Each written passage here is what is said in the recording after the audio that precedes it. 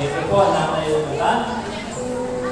Dako po tayo sa mga may birthday at binabalik po natin sa darating po na January 27, Martes po yan. Binabalik natin Sister Yan, mga walang na. Amen.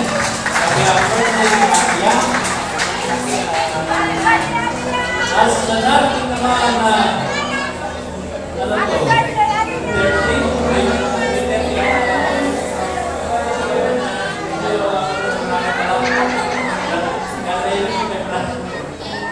okay. January 30, mga kapatid, pinapagin po natin. Happy birthday, Brother Carl Nigel of Bama. So, happy birthday, Kuya Carl. At siyempre, nais po natin patingin ang belated happy birthday si Sister Jessel Bianson.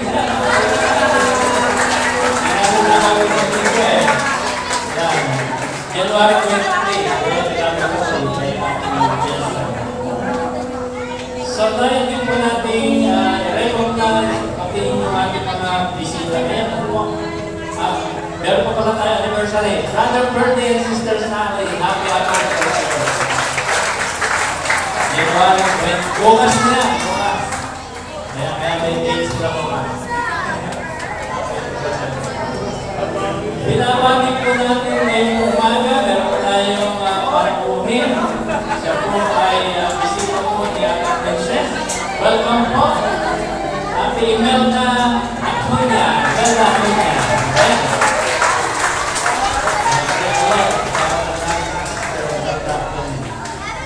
At siyempre, binabati rin natin patuloy, Kuya Wednesday and Kuya Wendell at Kalera. Amen. Praise the Lord. Salamat po ng marami sa inyo at sa ating mga kapatid. So tayo po lang tayo tuloy na at i-welcome po natin ang ating mga bisita at pamilya at lahat yung mga bisita. Ulit po natin welcome song. There's the welcome. There's the welcome. There's a place down there. There's the welcome.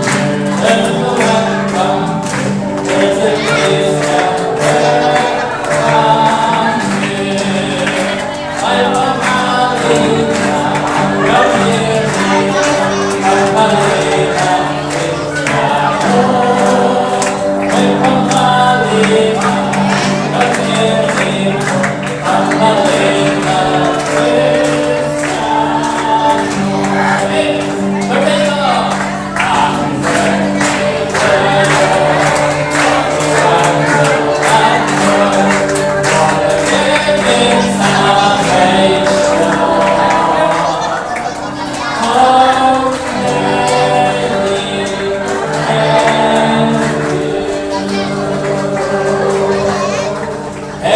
Maraming salamat po at maraming nagpapalitas na oras para naman po sa ating mga announcement. Tawagin na po natin ang ating pastor, Pastor Lino Davis.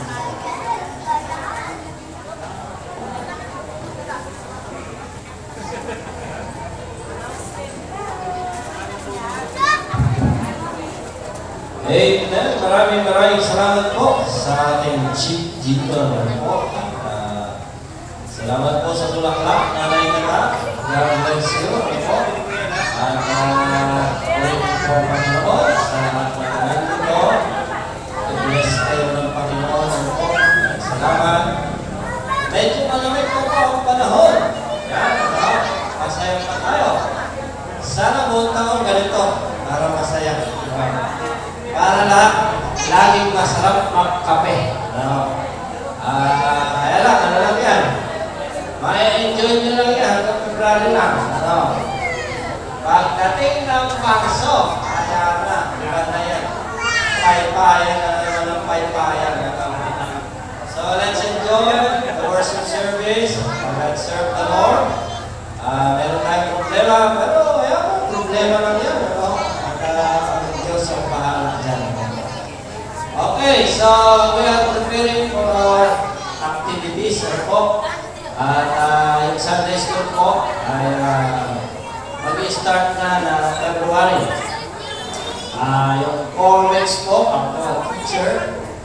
At natuturo ko yung mga panuntunan sa ating saligang batas. At kanina naman po ay ano lang naman, question and answer. So, meron pa tayo ulit question and answer.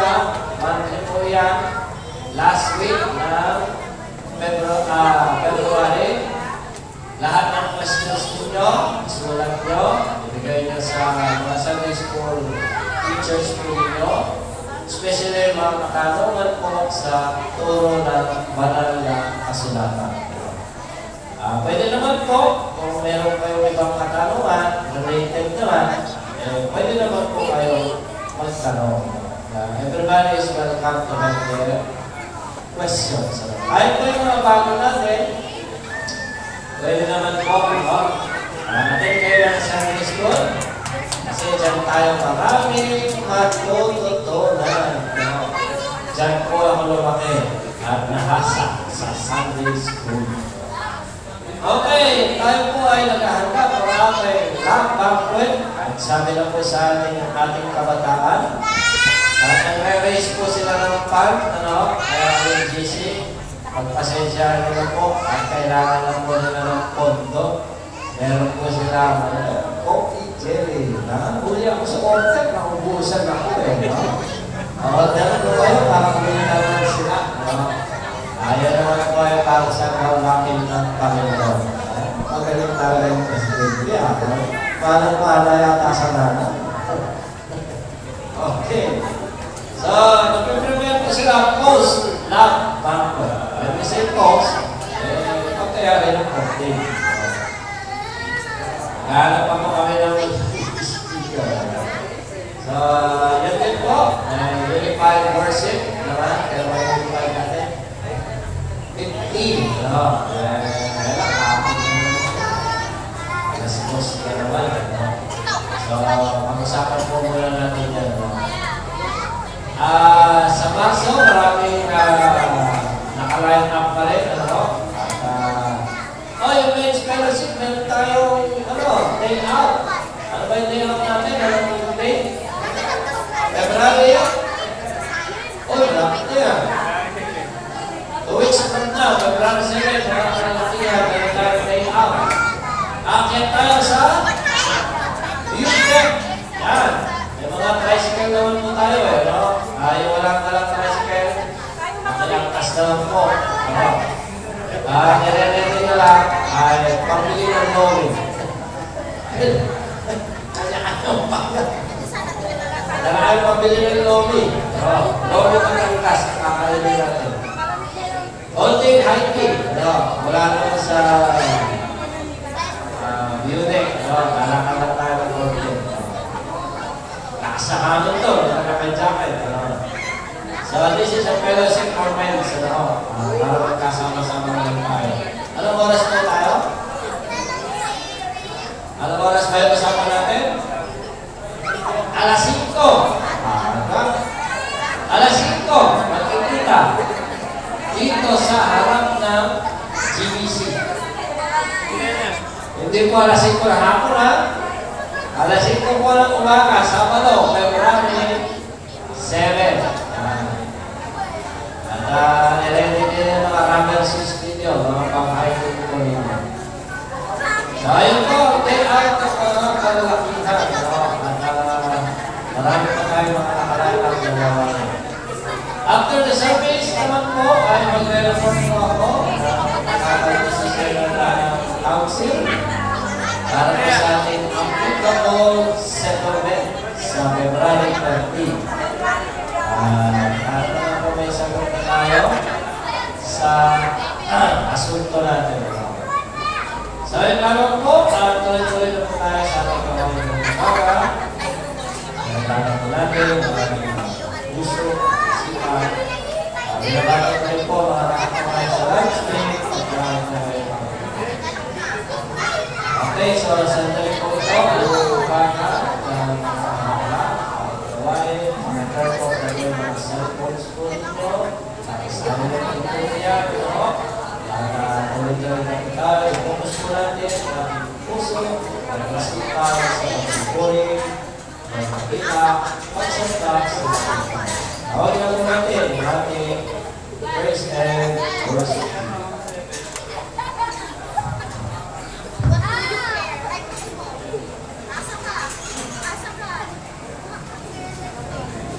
Amen. Good morning, church. Napakabilis po ng araw natin. Last Sunday na agad ng January. And inaalihan ko po ang bawat isa.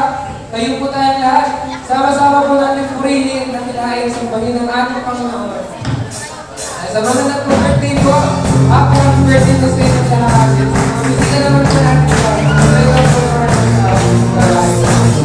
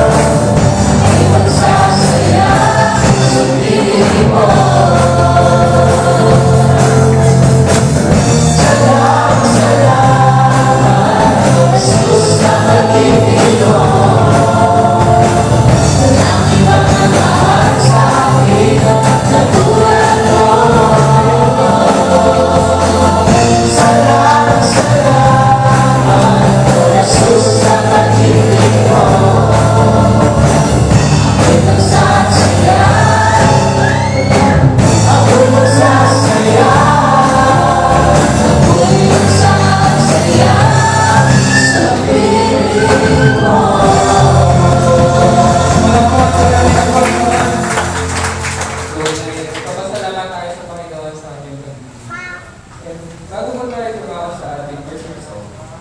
Again, basahin po natin. Sige, basahin ko na lang po. So, Psalms chapter 37, verses 23 to 25. Sabi dito, "The Lord makes firm the steps of the one who delights in Him. Though he may stumble, he will not fall, for the Lord upholds him with His hand.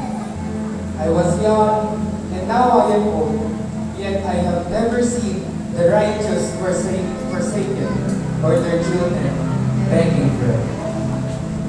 This song was written by King David himself.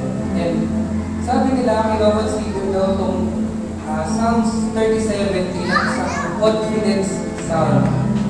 And according sa verse 25, sabi doon na, "I was young and now I am old." Implying na matanda na daw si David nung sinulat niya itong psalm na to. And ano nga ba ibig sabihin ng confidence psalm? Ibig sabihin lang naman nun na yung psalmist or yung sumulat ng psalm, siya ay confident on what the Lord will do in his situation, even though his enemies are present.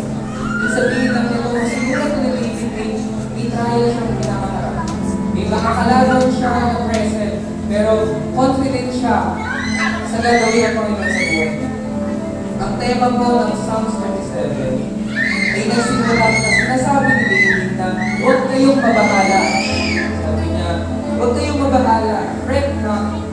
Huwag kayong mabahala kung nakikita ninyo na ang mga taong masasama ay nagtatagumpay. Subalit magtiwala kayo sa plano at pangako ng Panginoon sa inyo. Bakit ko nga ba sinasabi ko sa inyo ngayon, church? Kasi alam ko na ito na yung last Sunday ng January. Na sa first 24 days ng 2026, ika-25 na yun, naniniwala ako na merong bagay na inilalagay ang Panginoon sa puso ninyo. There is something in your heart na ipinapagawa ang Panginoon. Na kung meron man, na kung ano man yan, na binibigay ng Panginoon sa puso ninyo. Na sinasabi ng Panginoon sa inyo, anak, gawin mo to. Madalas, yung ipinapagawa ng Panginoon sa atin ngayon, na nararamdaman natin, minsan, matagal na yan eh. Ilang buwan na, ilang taon na sinasabi sa'yo ng Panginoon na gawin mo yun, pero hanggang ngayon, hindi mo pa rin ginagawa. Hanggang ngayon, hindi mo pa rin sinusunod. Pero anong sabi ng Biblia sa atin? What King David experiences is that ang taong lumalakad ng ayon sa Panginoon, ang Panginoon ang naglalakad ng kanyang mga yapak.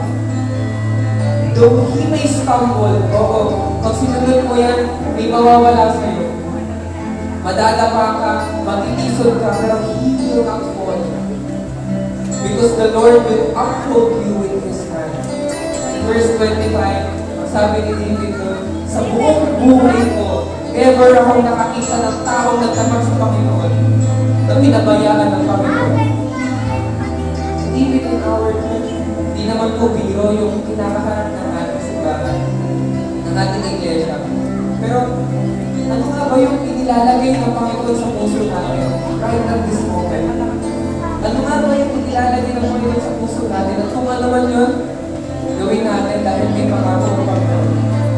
Dahil kung tayo ay tapat, makakaasa tayo sa kanyang mga plano at pangako para sa pangako. Let us all continue to worship our God. Let us all continue to worship our God. At habang kinakanta natin itong ating worship song, huwag lang tayong basta kumanta o manalangin natin sa Panginoon. Lord, itong binilalagay mo sa puso ko, Lord, tulungan mo ako na gawin ko, Lord. Alam ko na may mga trials akong dadaanan. Madadapa ako, may mga bagay na akong iiwan, pero Panginoon, alam ko na you will hold me, Panginoon, with your hand. I may stumble, Panginoon, yes, but you will not let me fall, Panginoon. Nalangin tayo, Lord, Lord, patuloy, Panginoon, na nananalangin sa iyo, Panginoon. Nilalapit na aming mga puso, ang aming mga isip, Panginoon, lagay na hindi ko ngayon, Panginoon. Sa iyo, guys, sa bago, Panginoon. Papagurihan ka, Panginoon.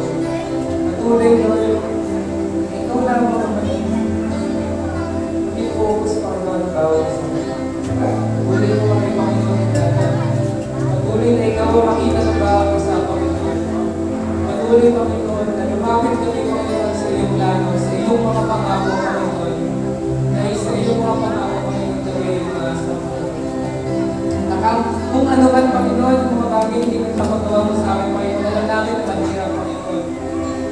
Pero because, Panginoon, because of your promises, because of your plans, Panginoon, gagawin namin, Panginoon.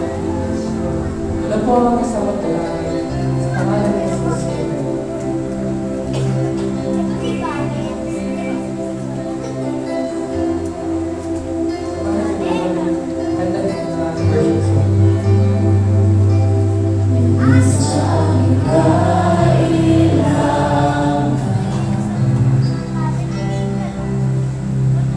Sa aking karanasan,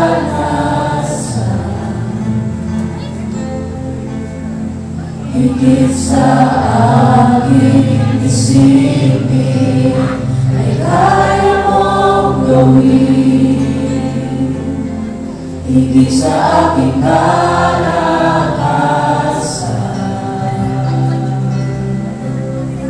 minsan ay hindi na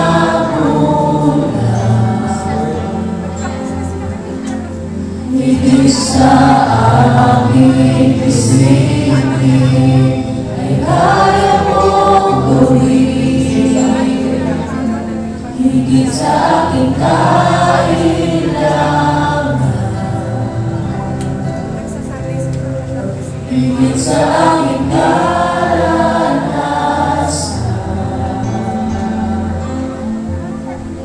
higit sa aking isipin, ay kaya mong gawin. Bawat araw ko ay hawak ko, di magkakamba sa piling ko. Walang mahirap sa'yo, walang mahirap sa'yo. Ikaw ang Panginoon na makapangyarihan, walang mahirap sa'yo. Sa aking kailangan, higit sa aking karanasan, higit sa aking isipin, ay kaya mong gawin. Higit sa aking kalakasan, Ay hindi siya nagulat. higit sa hindi na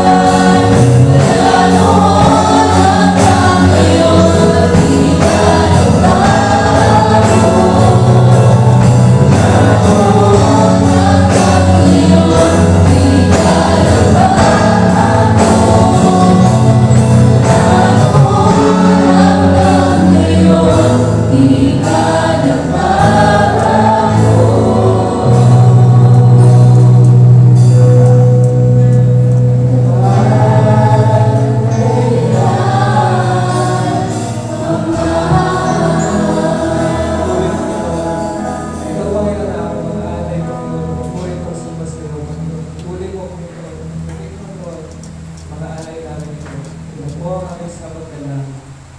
Mahalang ng Jesus. Amen.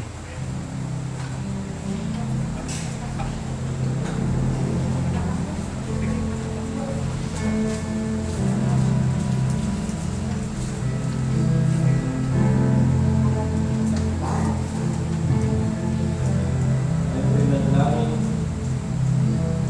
Panginoon Diyos, dakila po namin Ama. Tunay na wala kang katulad, Panginoon. Ikaw lamang ang isang Diyos, Panginoon. Ikaw ay ang aming sinasamba ngayon. Pinababa ang aming mga sarili. Hindi man tiklop ang aming mga tuhod sa iyo, Panginoon, ang aming papuri at pagsamba ngayong umagang ito.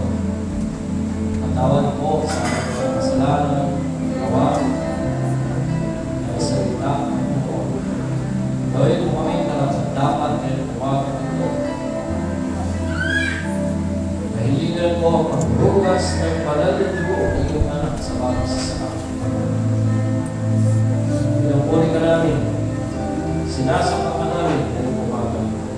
Ikaw ang siyang mataas sa bawat bahagi ng aming gawain hanggang sa buong pagkakataon.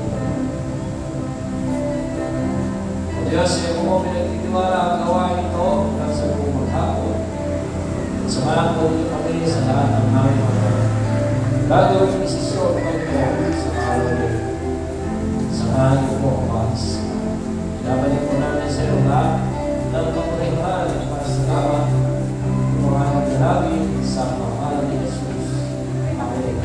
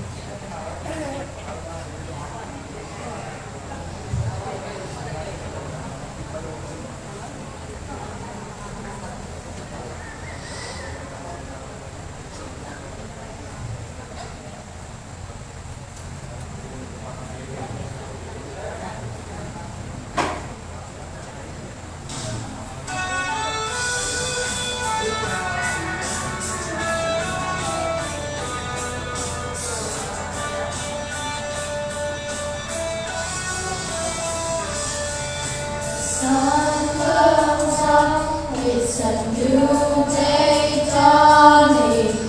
It's time to sing your song again.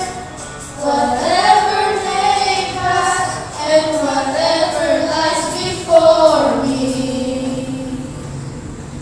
Let me be singing when the evening comes. Bless the Lord, oh my soul, oh my soul. Worship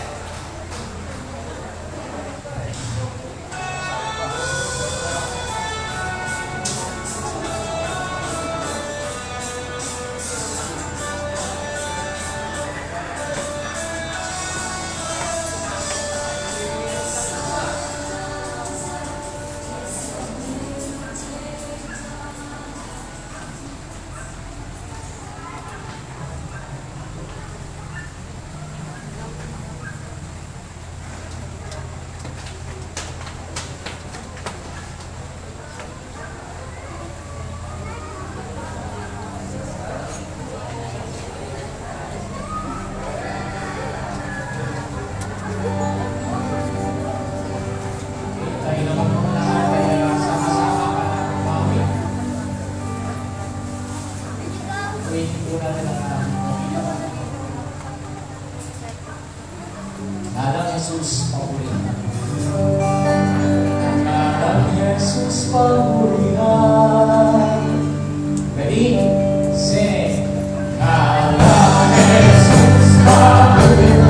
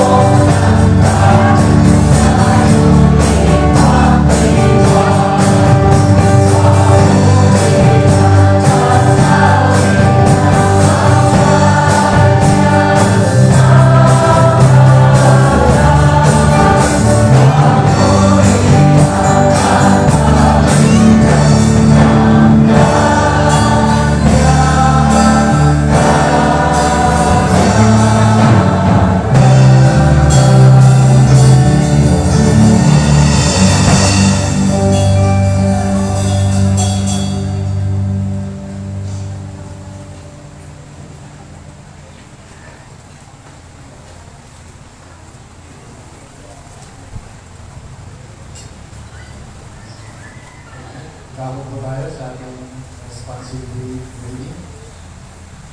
Pakibuksan niyo po yung mga Bible sa aklat po ng 2 Korinto, Kabanata 9, talatang 1 hanggang 15. 2 Corinthians chapter 9, verses 1 to 15. Basahin po natin ito ng may salitan. Sabay po yung mga English Bible, sulit po yung mga Tagalog, at sa verse 15 po ay magsasabay-sabay po tayo. Okay, verse 1. For as touching the ministry, the saints, it is superfluous for me to write to you.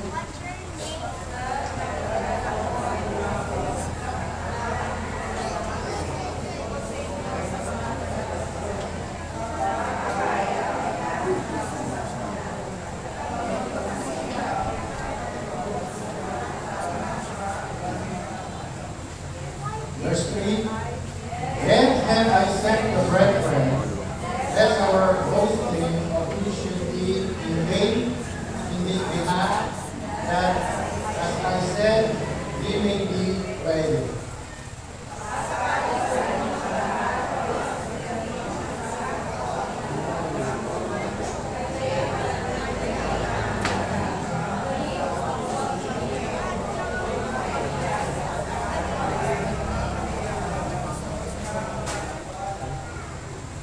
Verse 5, Therefore, I thought it necessary to exhort the brethren that they will go before unto you and make up beforehand your bounty, whereof we have noticed before, that the same might be ready, as a matter of bounty, and not as covetousness.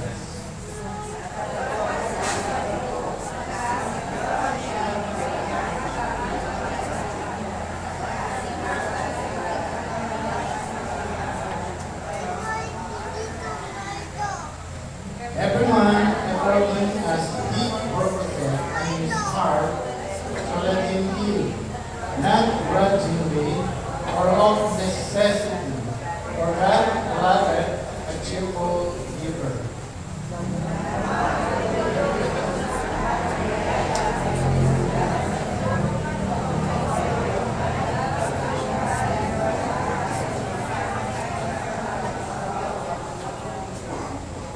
Verse 9. As it is written, He hath dispersed abroad, He hath given to the poor, His righteousness remaineth forever.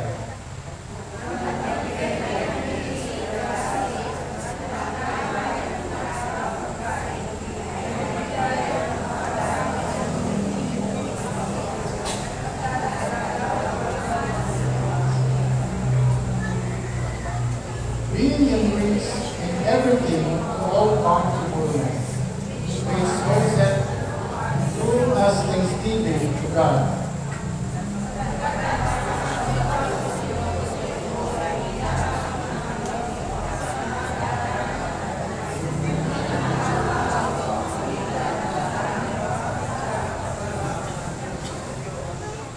Whilst by the experiment of the administration the glorify God for your best subjection into the gospel of Christ, and for your liberal distribution unto them and unto all men.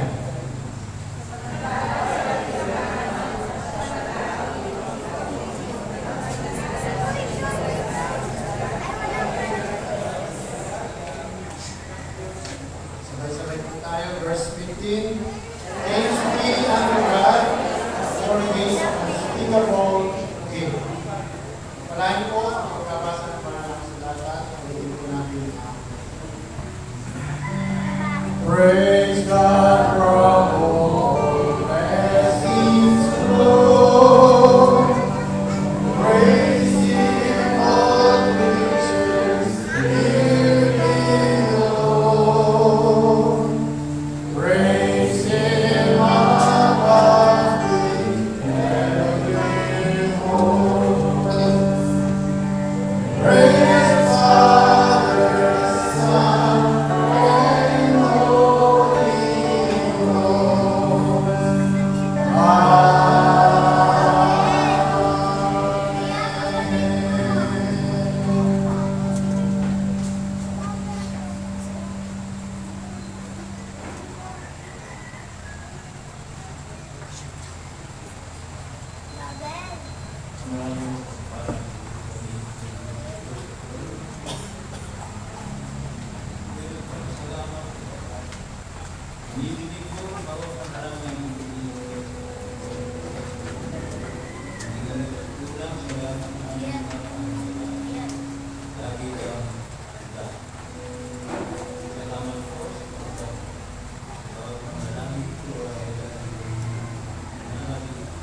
Amen.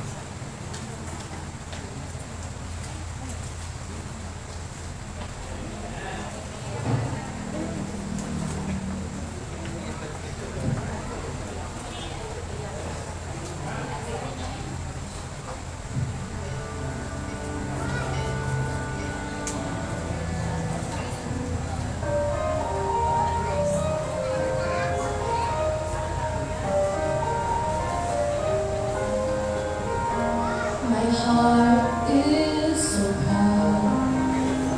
My mind is so unfocused. I see the things you do to me. I scrape things I have done. And now you gently break me. To love me, you take me. And hold me as a father. And hold me as a maker. I ask you how many times will you pick me up when I keep letting you down. And each time I will fall short of your glory, how far will forgiveness abound. And you answer my child, I love you. And as long as you seek in my face, you walk in the power of my daily sufficient grace.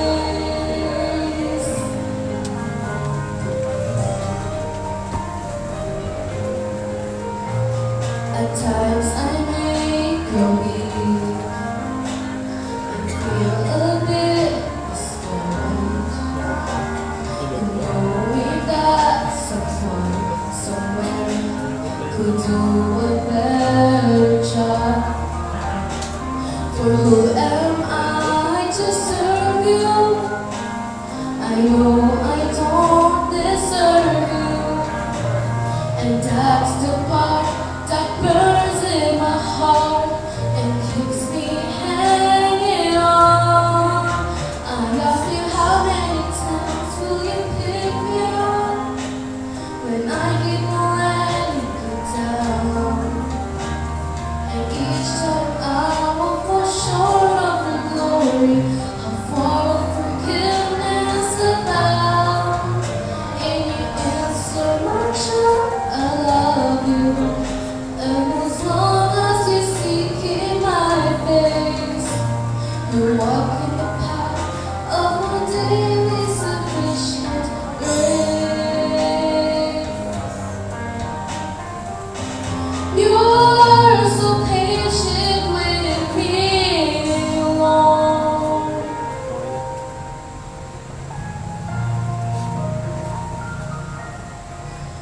As I walk with you, I'm learning what your grace will bring. The price that I could never pay was paid at Calvary. So instead of trying to repay you, I need to simply obey you by giving up my life to you for all that you've given to me.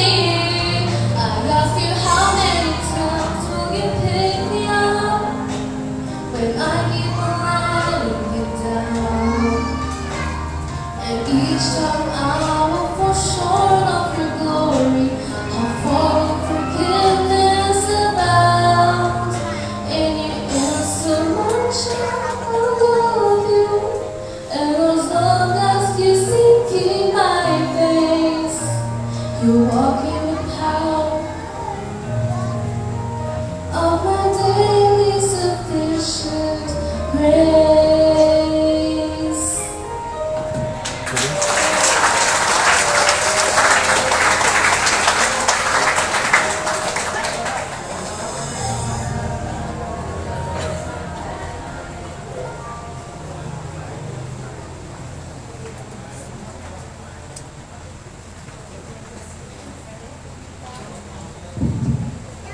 Amen. Salamat, Pia.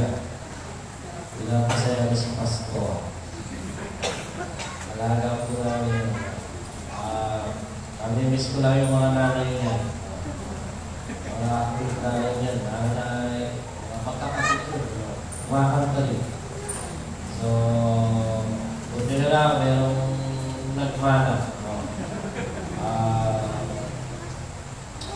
Muli ng Panginoon, at sa lahat po na nagpapagamit, tulad ni Iya, may talent, gamitin natin sa mga bata. Salamat din sa mga bata na nagsisimulang gamitin ang kanilang mga talent. Ano? Sila tayo na nakamay pa. No? Para ka naman, amen, praise the Lord. Yung mga lumalaking batang yun, ano? At yung mga susunod na magiging young people, no? Eh, mga young people natin, ano? Hindi na young people, mga young professionals na, ano? At nagsilaki na po sila, ano? At siyempre, mag-aalala ulit tayo ng mga bago, no? Purihin ang Panginoon sa lahat po ng may bahagi ng umagang ito para po sa kawain ng pag-aaral at pagsama sa Panginoon. Amen. Nabamunod tayo sa pag-aaral ng salita ng Diyos sa 2 Corinthians chapter 9. Verses 5, 6, and 7. Tayo po tayo lahat para po sa pagbasa ng banal na kasulatan.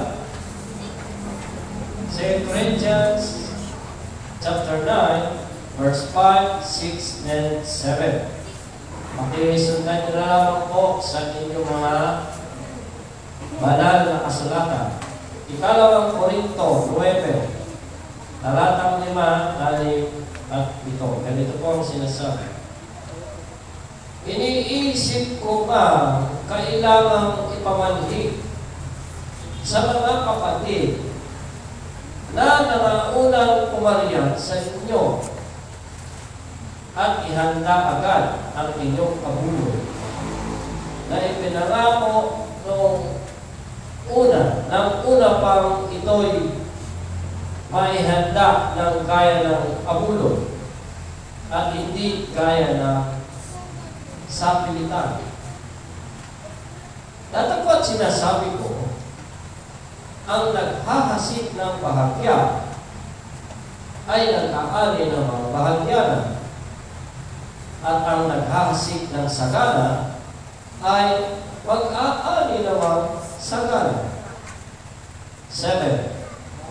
Magbigay ang bawat isa sa inyo ayon sa ipinasya ng kanyang puso. Huwag mabigat sa loob o dahil sa kailangan sapagkat ibig ng Diyos ang nagbibigay ng masaya. Tayo po'y manalangin. Maraming salamat po sa umagang ito. Salamat niyo po kami sa pagpatuloy ng iyong gawain sa pag-aaral ng iyong salita. Ikaw ay sa maging guru namin. Tapos ang aming kaalaman, hindi po kami sasamahan. Magsilbing aral po ito at magamit po namin sa aming paglilingkod sa iyo. Sa iyo po Panginoon, papuri at pasasalamat sa pamamang dalangin sa pangalan ni Jesus. Amen. Maraming na po tayo magsilpo. Sa pagkakataong ito ay nais ni Pablo maisagawanan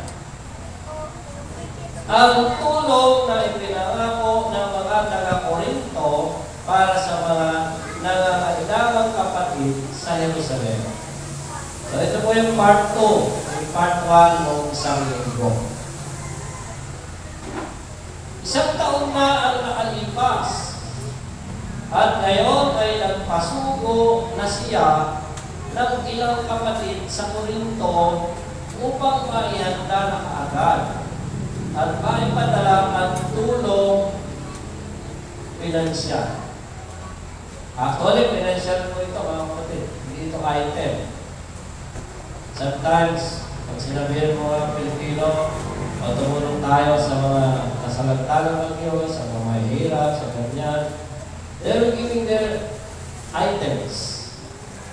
But sometimes those items are not those things na labis na lang sa kanila o pinaglumanan na o para ba yung mga ilang basta lang sa bahay o parang naging na yung yung sa barangay out na ng bahay we are doing that pag meron mga nasunugan, gano'n, nangangailangan, ano po. So ayun po yung usually na ginagawa. But this time, ito pinag-usapan natin ngayon, it is a financial. Ako. At talagang libog ito. Yun nga, ang ginamit nga, abuloy. No? Sabi ko ay, ang abuloy nito sa pandinig ng Pilipino, pag sinabi ko abuloy, ay umakit na sa langit yung binibigyan. Ano? Pero ito, hindi po abuloy para sa umakit sa langit. Ito po ay tulong sa mga nahihirapan natin, nahihirapan mga kapatid sa panahon ito sa Jerusalem na sila ay tumaan sa tagutong. No? Kasi sa mga lugar na gano'n, ay tinatawag na drop, tagtuyot, no? Di natin, tayo naman, di tagtuyot, tag-ulan. Ano? Di naman mapigil ang ulan. El Niño, La Niña. So, ganyan na po ang nangyayari. So, ginawa ito ni Pablo kasi nagpasuko na siya ng tao. Ang nagbigay kasi yung Macedonia. Mula sa Macedonia, may tao siyang bumaba. Papuntang Akaya. Itong Akaya na ito yung lugar ng taga-Corinto. Ginawa ito ni Pablo, hindi ko pang sila ipahiya o pilitin. Kundi isang hamon na tuparin na ang pangako na pinagpasyahan na ng una pa. Ang tulong pinansyal o material na bagay na pinag-isipan at pinagpasyahan at pagkaloob ay hindi na mabigat sa puso, sapagkat ito ay kusang loob na.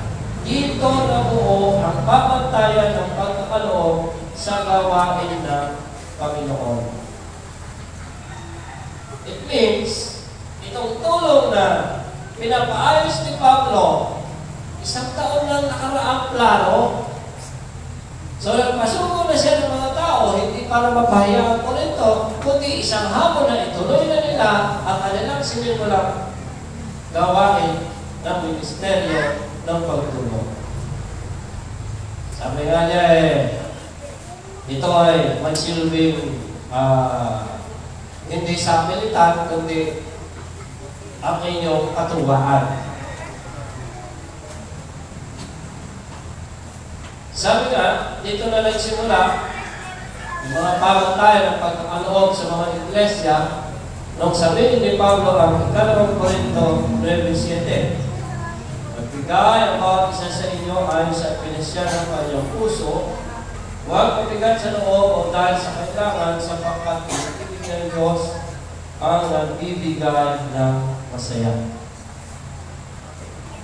Okay. Bigyan ko natin pansin ang verse na ito. Ang kapasyahang gagawin ay hindi sang-ayon sa iniisip lang natin ngayon dahil araw ng linggo. Ito ay pinasya ng puso ko. Yan po, yung pinasya ng puso ko. Hindi mo siya talaga. It is not the way it is. Na kinuha ng maraming mananampalataya na gano'n. Ulitin ko po, ang kapasyahang gagawin ay hindi sang-ayon sa iniisip lang natin ngayon dahil araw ng linggo. Para mapagdating ng isang linggo, ganun ulit. Overhead tayo. Mag-iisip ka. Ito yun ito. Itong pasya ng puso. Hindi ito. Bakit po? Ang pinag-ugatan nito, isang taon na pinag-isipan. Isang taon na ang nakaraan. Ngayon, ang gagawin lang nila, i-actualize lang nila. But the plan goes ahead. Kundi, ang itinutuloy nito ay isang bagay na pinag-isipan na, ipinasya na ng puso mo na ipagkakaloob sa loob ng isang taon sang-ayon sa biyaya at kakayahang tinanggap mo sa Panginoon. Iyan ang tunay na kahulugan ng salita niya. It means you are making a financial plan or your financial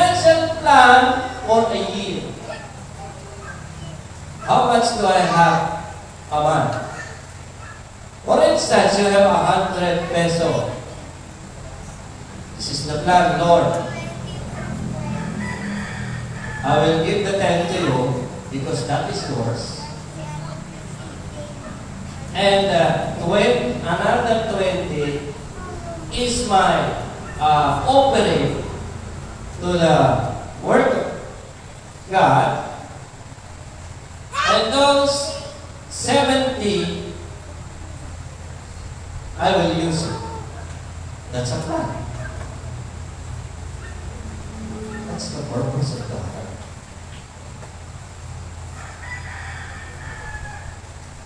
Ang Diyos, may plano. Magplano tayo para sa Diyos. Ang taong mag-ooperate na iniisip niya, magpapasya siya ng oras na yon, hindi po ganun. Hindi po natin malilimusan ng Diyos na ayaw lang sa ginusto lang natin. At hindi rin natin siya dapat limusan. Because everything is right. And this is yung totoo turo ng verse na ito na tinuturo na magbigay ang bawat isa sa inyo ayon sa opinasyon ng kanyang puso na matagal mo ng pinagplanuhan at ginagawa mo na buwan-buwan. Wala nang debate pa. Ano pa? Bibigay ko. Ano pa kayo? Akan ko? Hindi po. Nakaplano ng Diyos. Even the 10, nakaplano na sa Kanya yun. It's a plan of God. 10 is mine. And this is the truth. The offering is over 10%. Nandun ang offering. Because the 10, you are just returning. Ang kapasyahang gagawin, tulad ng nabanggit ko sa inyo, ay hindi lang sa naisip mo, dahil may mo ngayon, kundi isang bagay na pinag-isipan na at ipinasya na ng puso na ipagkakaloob sa loob ng isang taon. Sang-ayon saan? Doon yung pinag-aralan natin isang linggo. Sang-ayon saan? Babalikan ko lang po. Ang pamantayan, ang panuntunan sa pagkakaloob. Babalikan natin. I-rehearse lang. Anong sabi? Number 1, hindi mo ito kayang gawin pag hindi mo ginawa ito pula na ito. Kailangan mo muna yung pagkaloob ang sarili mo sa Panginoon. Ang nakaplan, suko ang buhay niya. Number 2, ano pong sabi? Yung ating pinag-aralan, magkaloob tayo ayon sa biyayang ibinigay sa atin ng Diyos.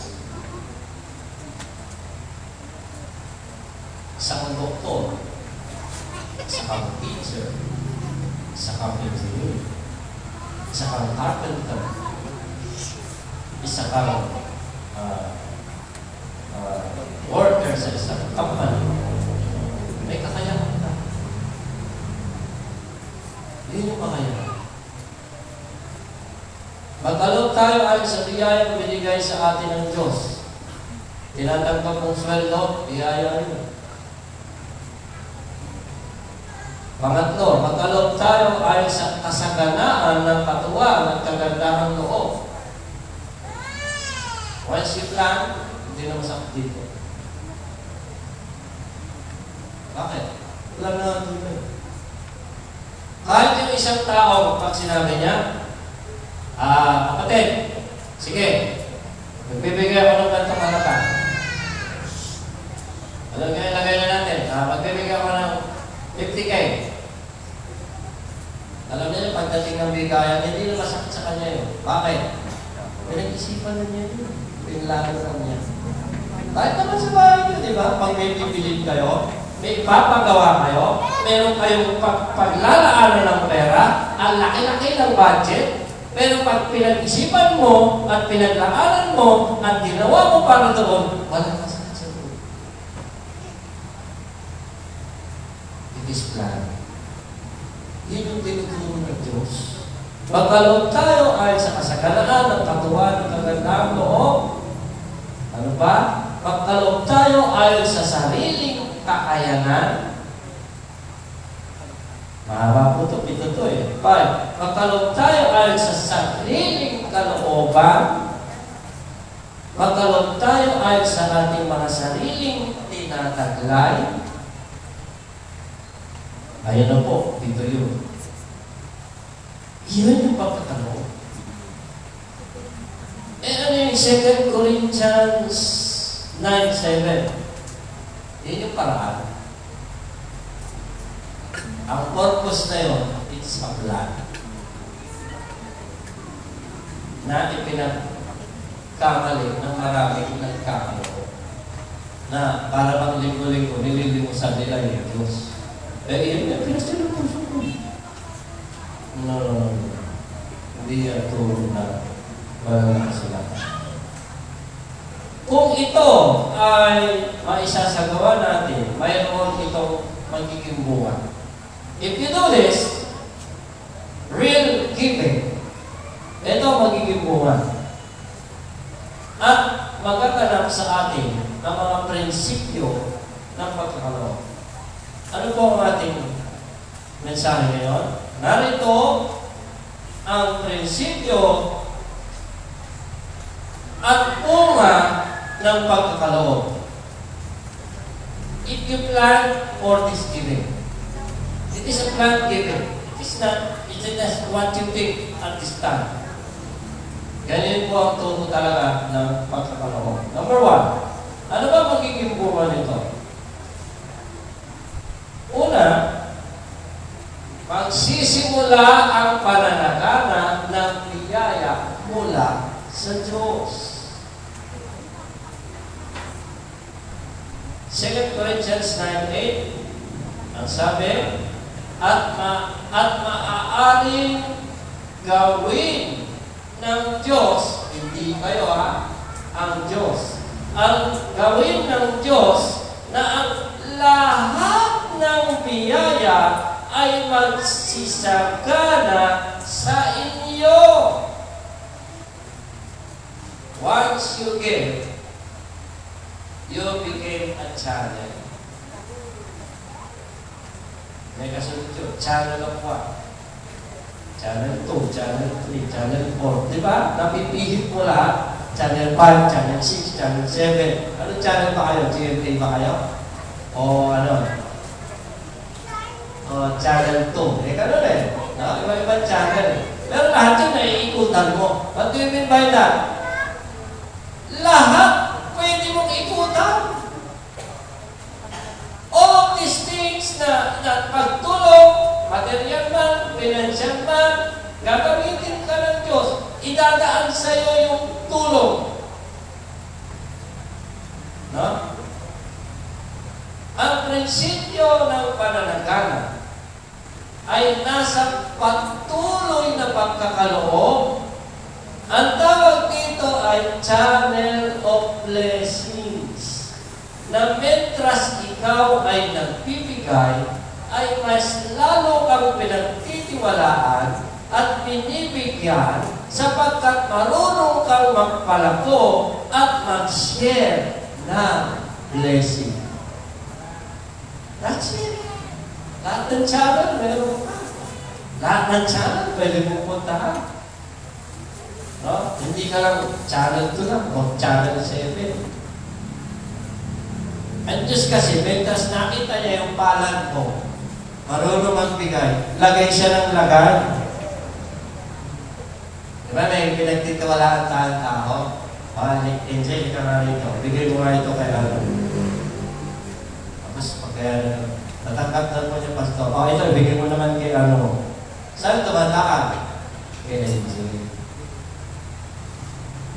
Pag nakita ng Diyos, nakatiwa-tiwala ka, dadaanan ka na. Yes. Wag lang kayo magko-kontrakto. Pakita kayo dyan. No? So, what do I mean is this? When you know how to share, nakikita ng Diyos yun.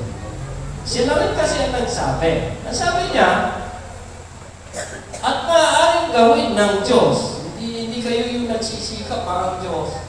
ng lahat. O, siya rin nagsabi eh. Nakasulat eh, lahat ng biyaya ay magsisagana sa iyo.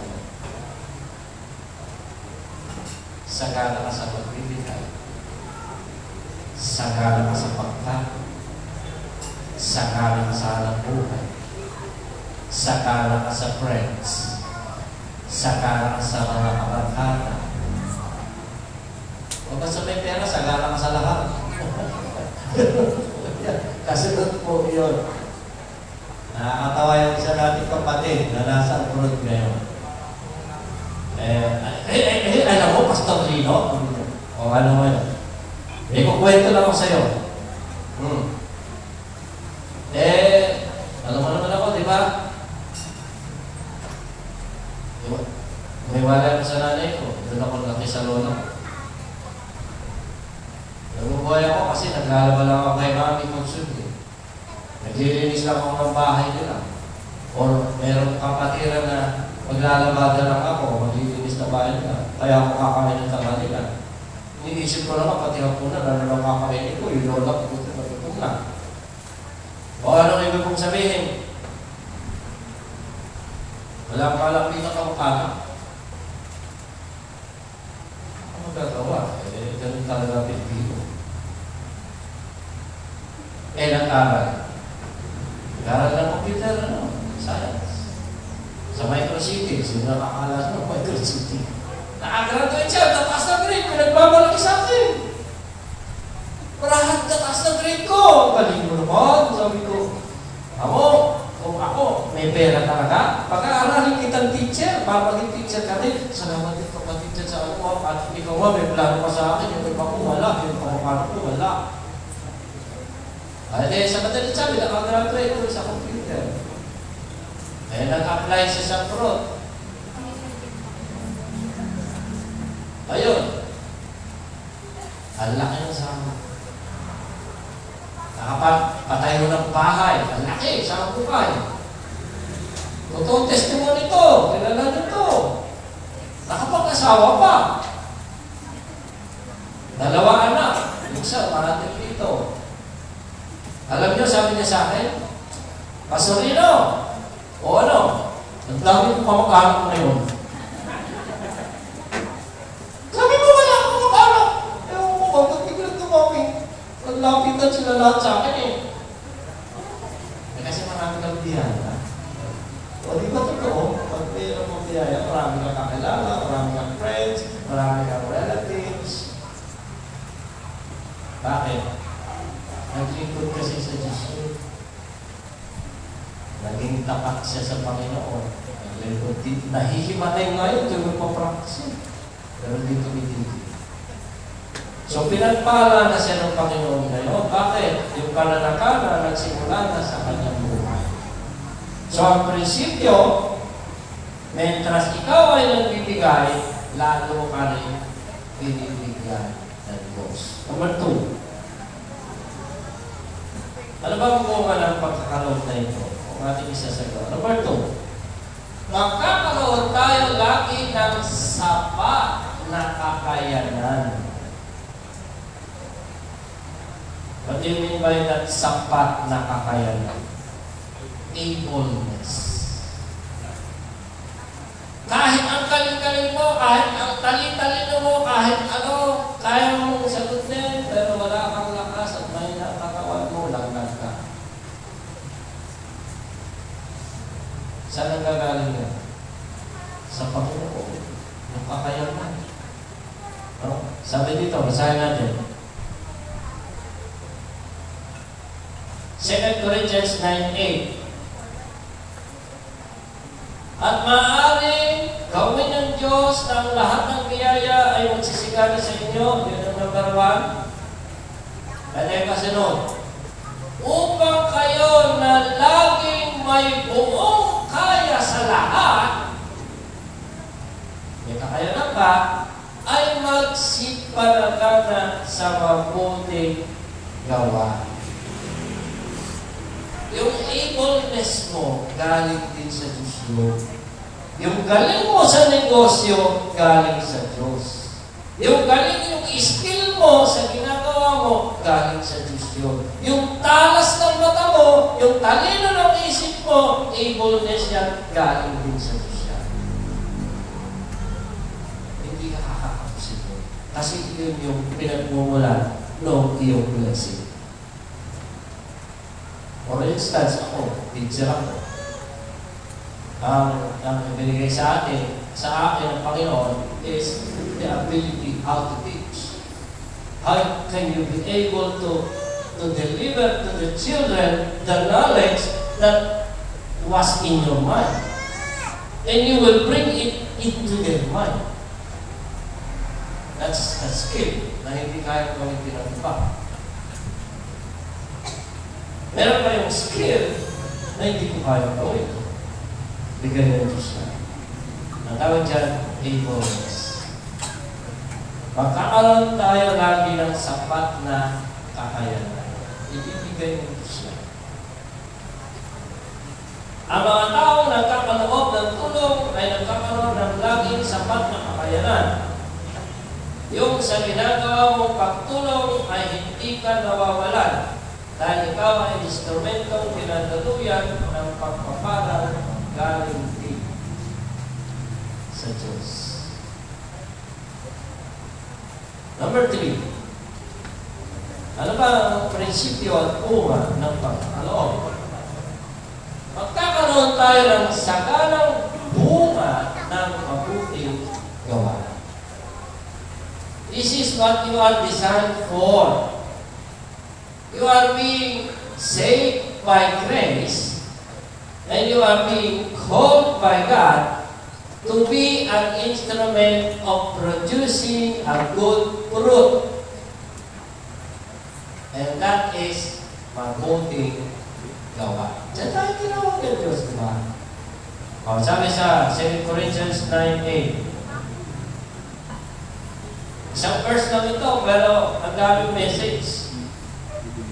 Ulitin ko lang ha. At maaaring gawin ng Diyos ang lahat ng biyaya, isa, magsasakala sa inyo, upang kayo na laging may buong kaya sa lahat, dalawa. Ito yung pangatlo. Upang kayo na laging may buong kaya sa lahat, ito yung pangatlo, ay magsipanagana sa mabuting gawa. Means when you are giving, kinakount yung gawa mo. It is counted for God. Kasi doon tayo tinawag eh. No? Yung mga tumutulong po sa ministers natin sa jail, salamat po sa inyo. Kasi po, nagkakaroon kayo. Alam niyo mag-share. Alam niyo tumulong. Kaya naman yung pagpapala ng Diyos sa inyo, dumadaloy din. Hindi rin kayo nawawala. Kasi ninyo yung buhay ng mapagkaloob. Maayos ang buhay. Kasi dinadaanan talaga sila ng blessing. Kung ang pagtulong ay palagian mong gawain, nakikilala ka sa larangang ito at dyan ka rin gagamitin ng Diyos sa mga gawain. Ako nanonood lang ng TV minsan. No? Hindi lang minsan. Tuwing alas 7, GMA, nanonood ka ng GMA 7 News. Pero ako doon, si Bel Chanko. Tuwing lalabas yun, meron po tayong project ganito, project ka mga nasa handa, ay paulit-ulit yun, taon-taon, di ba? Narito po ang ating mga bangko, mga paymaya, bla bla bla, dito po kayo magulong. Ano mapapansin mo? Kahit sabihin mo, hindi naman bakit si Bel Chanko, pero dinadaluyan siya ng pagpapala. Anong pangalan ang lumilitaw kapag tumutulungan sa GMA? Bel Chanko. Diba? Kasi siyang angkon ng patuloy siyang nagkakaroon. Pag nakilala ka sa larangang iyo, practically, magiging challenge ka. Kasi kilala ka na sa larangang iyo eh. di ba? O, sasabihin ko siya, di naman baptismal siya ako, pero dinadaluyan siya. Bakit? May tiwala sila sa programa ko.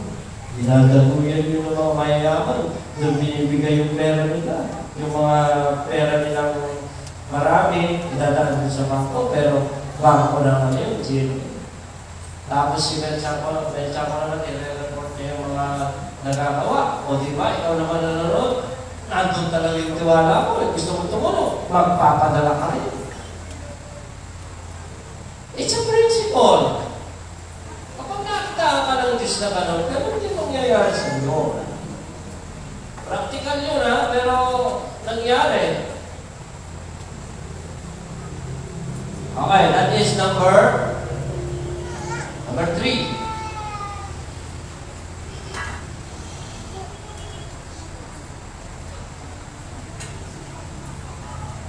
Pumunta na tayo sa number 4. Ano pa magiging bunga nito? Ayan ang maganda.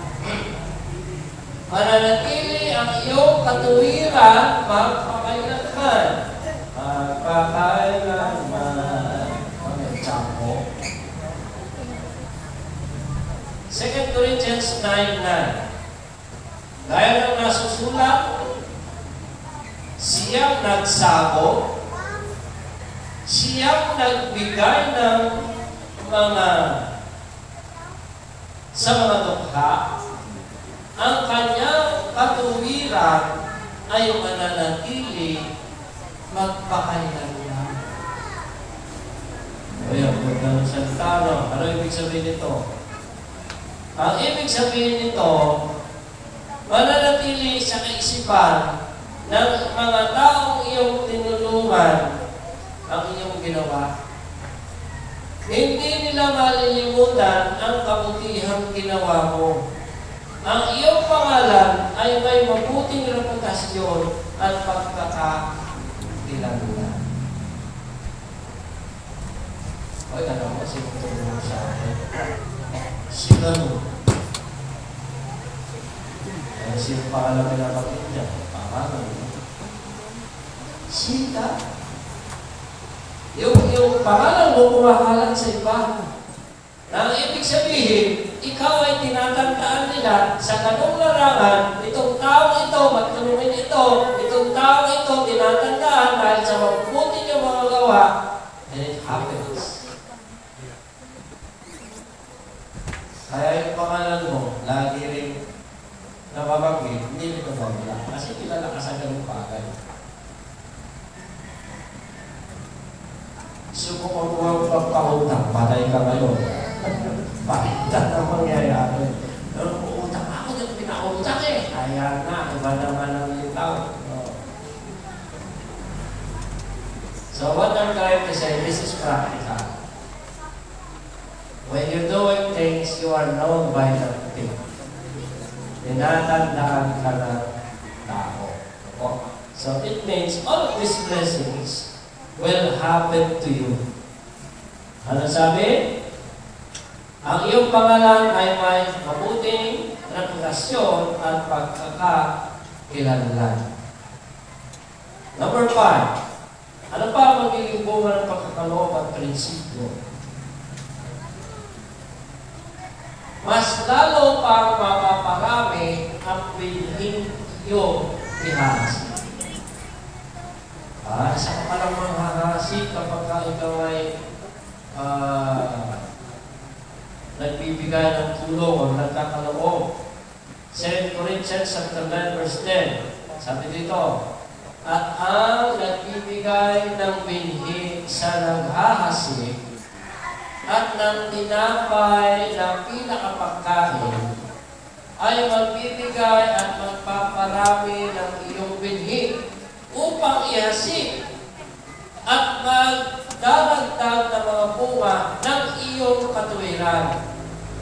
Mga kapatid, ganito pala yan. Yung mga hasik ng hasik. Siya naghahasik. Tutubo ngayon yun na siya magiging pinakapagkain. Alam niyo pala, yung maghasik, yung hinasikan niya, ibabalik din pala sa kanya.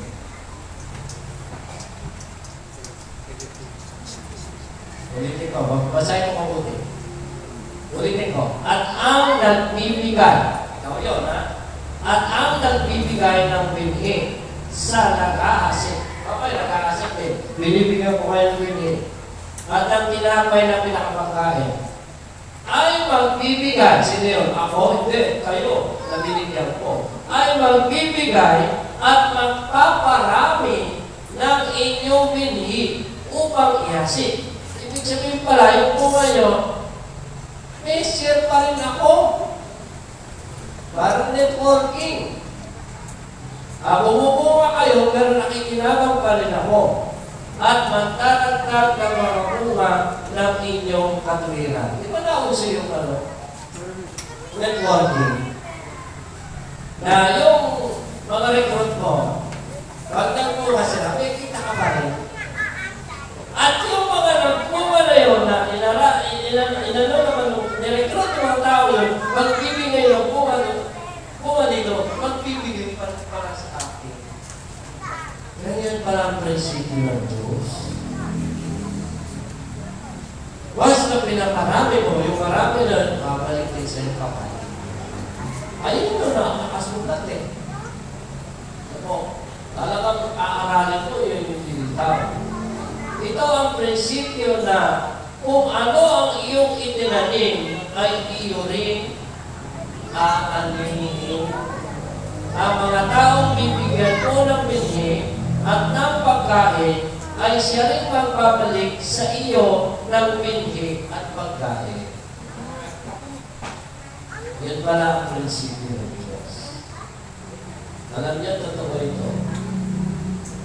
Yung inaralan ko, makikinabang ako doon.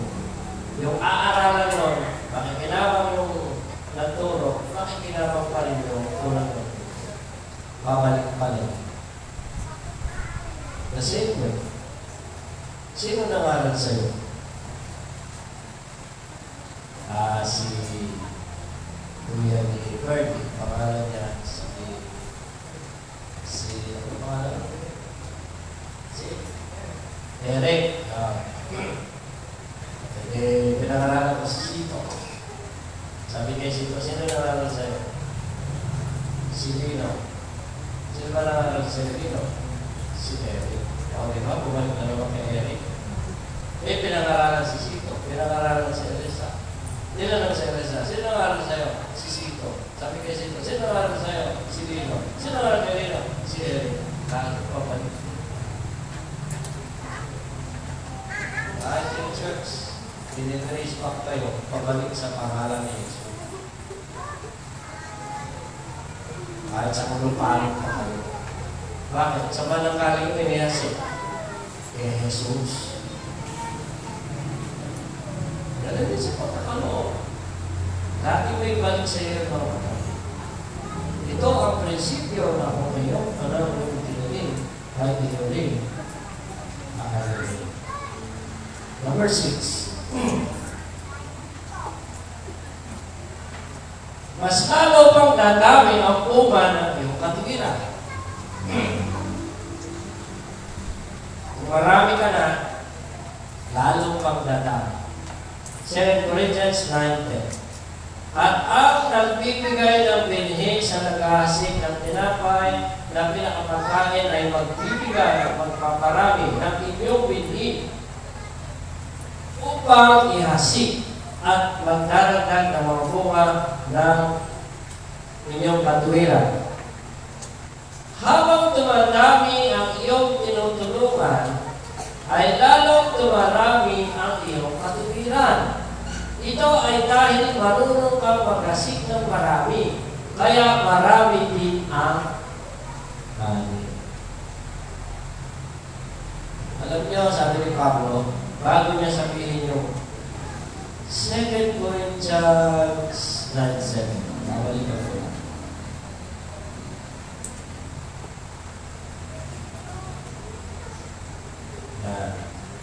Ano sabi na 2 Corinthians 9:7? Magbigay ang bawat isa sa inyo ayon sa ipinasya ng kanyang puso. Di ba yun yung tinuro?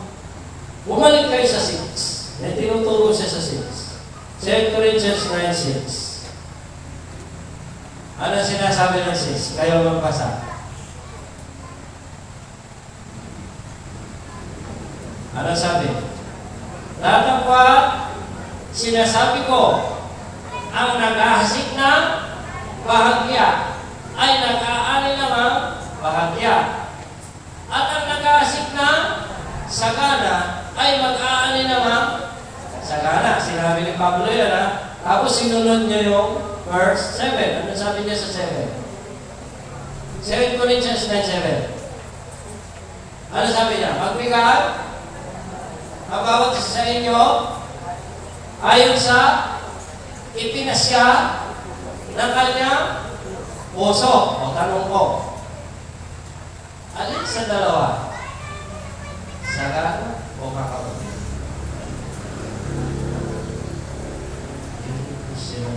Sinasabi ni Pablo, sagana. Generosity. Hindi kanya pinapipili. Tinuturo niya, ang pasya ng puso mo dapat nakaturo doon sa sagana. Hindi doon sa kaunti na laging pinipili ng templo. Tama ba ako? Kasi, kung iisipin mo, tinuturo na talaga ni Pablo yung kasaganaan. Ang pinipili ng membro, yung karapaan. O sa ako, konti doon siya nagsusumiksi.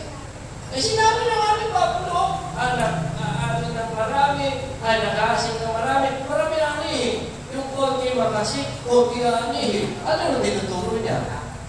Yung pagkaani ka ng marami. Yun yung purpose ng lahat. Di ba? Sometimes, lagi natin pinipili yung konti. Hindi. Yun ang prinsipyo ng Bible. Doon ka sa kapila, piliin mo yung sagana dahil yung kapasasaganain na yan ang prinsipyo at bunga ng tunay na nagkakaroon sa gawain na gawin talaga at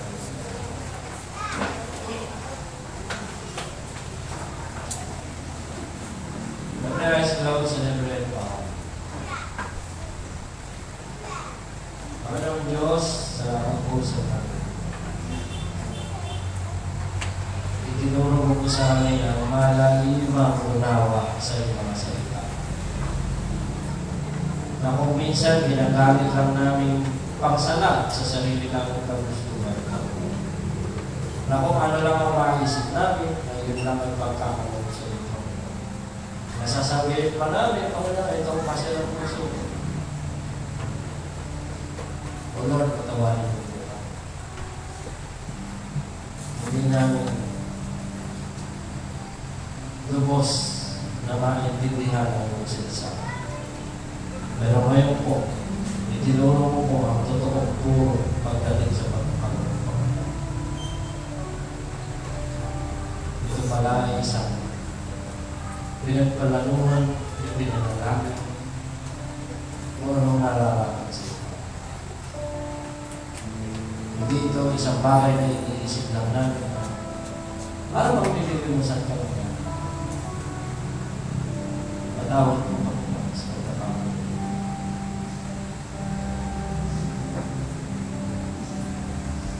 Pagawanan mo po kami. Ituwid mo po ang nasa ng aming puso. Ilagay mo sa tamang pagpapasya ang aming puso ng bagay na para sa iyo. Para sa iyo.